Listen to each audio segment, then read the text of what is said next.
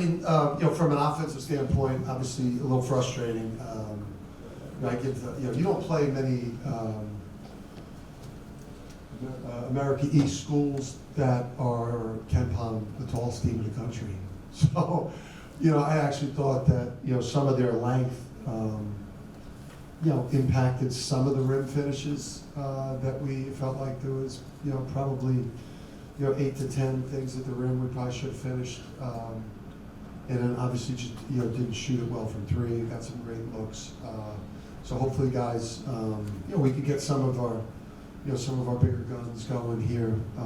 I think, I always think for shooters, it's like, when you're coming off of a bad shooting game or a couple of bad shooting games, you know you're about to go on a heater. So hopefully as the schedule's about to shift, we'll get some of these guys, some of our big-time shooters going. But I thought we defensively, did a really good job. Minus, Radovsky in the second half. We screwed up some assignments there, but I thought for the most part, we took away twos.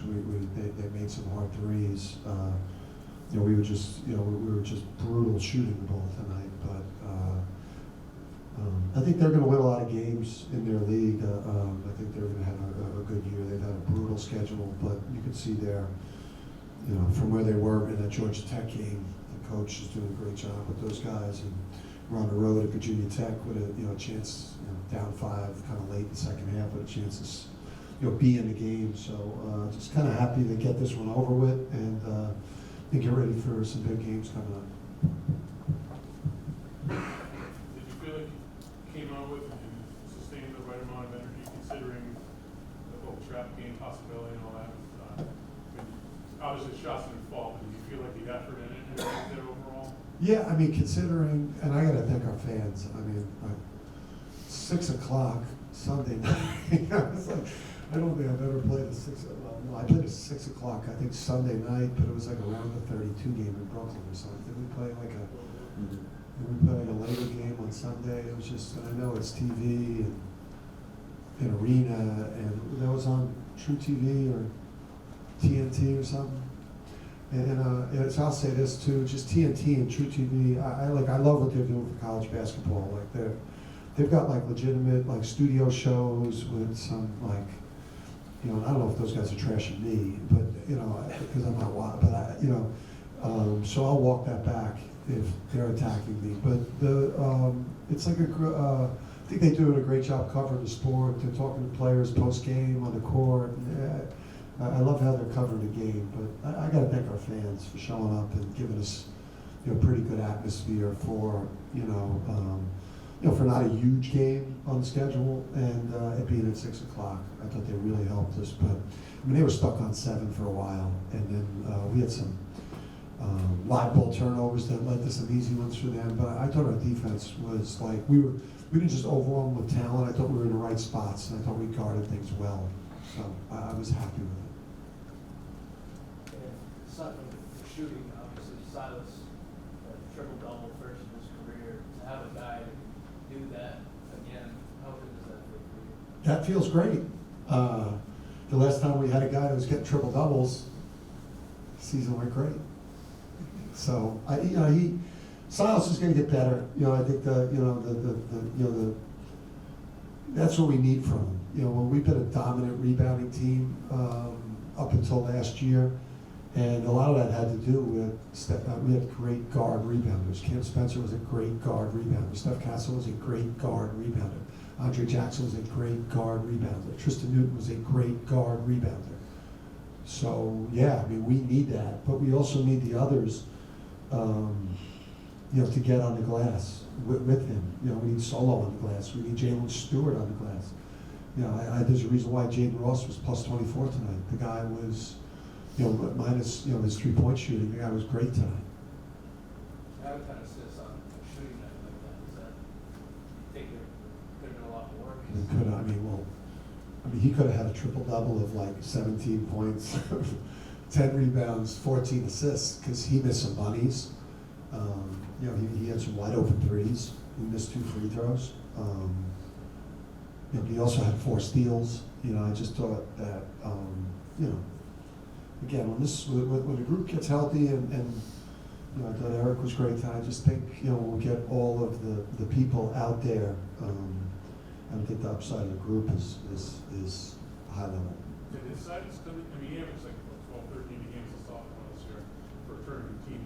Did he come in here knowing that, you know, scoring might go, you know, might be around the same as last year, give or take, but more of a constant point guard, the assist numbers, more of a, you know, distributor this year?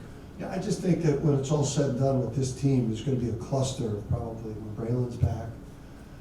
You know, obviously we didn't have 20-10, you know, with Harris. We would have 20 points, 10 rebounds, 3 blocks, and a dominant force on the court tonight. But I think when Braylon is back, I think you're just going to see a cluster of probably 8 or 9 guys that are, you know, somewhere between, you know, 7 and 15. And I think the strength of this team is going to be the numbers. It's going to be like, you know, that's why I thought it was probably a little, you know, shades of maybe the 24, the 23 team, just because of the depth. I think there's just the depth on this team is the strength. Silas, I'm sorry, last one. Silas really wanted to, you know, expand his game and become sort of the constant point guard. Is that fair to say? Yeah, I mean, he's got to be. We need to be a quarterback, and he's got a lot of weapons on the court. And there's going to be nights where we're going to need him to go get 20 plus because that's what the defense dictates. And then there's going to be, you know, nights where he's going to get guarded a different way, and there's going to be different advantages on the court. And you're going to need him to play like he did tonight. I think that was the growth you saw in T-New, where like he didn't go into a game with any type of particular mindset of how the game was going to go. He allowed the defense to dictate it, like the points to assist, but the defense was always there and the rebounding was always there. So when you have a player who's assist shy, triple double, do you call a play, or do you let the players just kind of nail it out of the court? I mean, somebody, I was going to take him out, and I think Kamani said maybe it's one more assist to get triple double. I said, all right, he's got 30 seconds. If you did it, you know. So Kamani was goodbye. Coach, second straight game for Harris led team scoring. It's kind of just good numbers for him and his development pressure. Yeah, I mean, this guy is going to be so great here, and you know, just this experience that he's dealt with to start the year, just with Harris, you know, with Harris just having some bad luck with injuries has just been so good for him and his development. You know, and I just love the way he approached the game. Like the last game was drop coverage with a 7-2 center, which meant, you know, playing the perimeter a little bit more and shoot the threes. You know, this was a game where they were going to switch and he'd have a physical advantage, and he took his big ass inside and you know, he was able to dominate around the basket. But yeah, I mean, what this is doing for the team and the depth and what we're going to have at center when we get Harris back, I think it's just going to make it so much stronger. But you're going to take him on the floor for the first time tonight. What kind of the process for him building up a pleasure? What did you think of his performance? Yeah, you know, I thought he was good in there. I think just getting his feet wet. You know, I thought he held up pretty well on defense, and that is like singularly the biggest thing, because I think the guys really will help us on offense. So, you know, it's you know, he's in the mix now that he's been, I guess, you know, kind of christened in a way, you know, out on the court, and you know, I think now he's a guy that's now competing to, you know, to get minutes. You know, I think as we get healthier and as he's now entered the mix, you know, guys are going to have to, we're going to like less mistakes on the court, less bad stretches, because I think that there's, you know, there's people coming back to the team soon that, you know, are really good players. And have you seen improvement in Eric, like even in practice, or an extra level of confidence because he's getting things done in games? Yeah, he is, definitely. I think, you know, he's getting better defensively. He's getting better as a rebounder. mean, listen, this guy's eventually going to be, you know, one of the best offensive weapons you could have at center with the shooting and the ability to drive the ball and you know, his size and he's lefty with touch. Yeah, but right now we're teaching him the game, you know, inside out.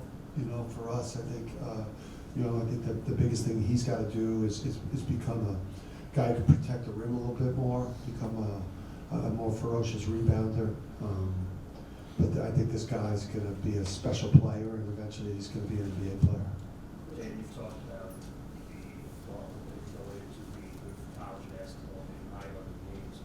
Dave T always talked about how he feels the sport's in good shape because of the execution, the talent of the game, some of the international players. What's your stance on the way the game is right now? Yeah, I think people love college basketball. I mean, I think number one, because every game is Game 7. You know, like there's no,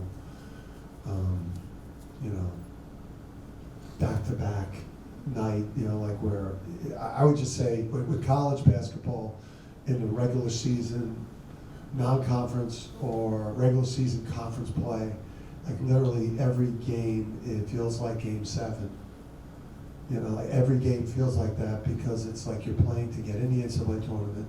You're playing for seeding in the NCAA tournament. Like literally every time you step on the court, every game feels like it's life or death. And people love sports that way.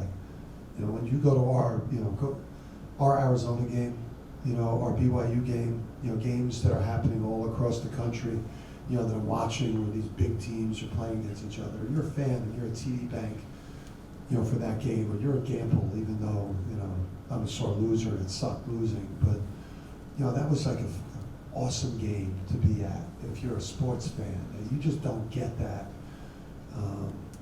anywhere but college basketball, because every game is life or death, urgency, and that's how people love their sports. Yeah, I think Coach is right. I think college basketball, we just got to market it better. It's got to get covered more. It's got to get covered better. You know, morning talk shows should be talking about it. Who's the current best team in the country? I mean, we can't take 10 minutes, 15 minutes on these morning morning talk shows on these big FS1 and ESPN. I'm sure I'm gonna get crushed on these morning shows now for saying it, but you can't take 10 minutes away from talking about the backup quarterback on the Lions. You know, we talk about college basketball and like some of the great players. We get this amazing freshman class. Get excited about college basketball before March Madness. It's like the fucking best shit. Coach, with a big matchup coming up next week, Black Friday, what are you expecting with just Alex and Solo and their performances tonight? Yeah, I'm kind of, I'm on the flip side. I actually like when players aren't shooting well. Not while it's happening. But in my mind, it's like shooters say, all right, I got this bad shooting game, or I got this bad shooting stretch out of the way, and now I'm about to go on a heater. So I just think that, the staff's got to get with these guys. We got to make sure we're mechanically, not overdoing it in terms of the coaching and just building up their confidence. Because I do think that, I think they're getting great shots, and the two of the best shooters that the program has seen. Yeah, Braylon and Nora Harris have played for Friday. Yeah, so Bray had his first live day yesterday, which it was great to see him out there, and then he recovered well enough to to play one-on-one against the closer Andrew Hurley and Rich Kelly. So with all due respect to those guys, it's probably not simulating Illinois, and I love my son to death. He's 43-0, and Rich Kelly, so he's close, and I think he's he'll be in practice all week, and it'll be game time decision, and I think Taras will be in that same boat. I mean, Taras is feeling great. He's recovering well. I think both guys will be in that game time decision for Friday. It'll be questionable / I don't know, probable. What's the other one? Doubtful. Okay.